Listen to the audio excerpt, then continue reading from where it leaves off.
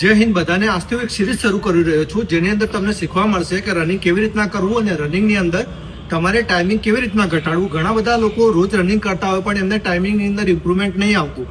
તો આ વિડીયો એમના માટે છે કે જેને 25, 26, 27 મિનિટ આવે કે જેને 24 યા 22 મિનિટ આવે તો એ લોકોને 22 મિનિટ વાળાને 21 યા 20 મિનિટની અંદર કેવી રીતના પૂરું કરવું અને જેને 26, 27, 28 મિનિટ આવે કે 30 મિનિટ આવે એ લોકોને 23, 24 મિનિટની અંદર કેવી રીતના કવર અપ કરવું એમના માટે છે.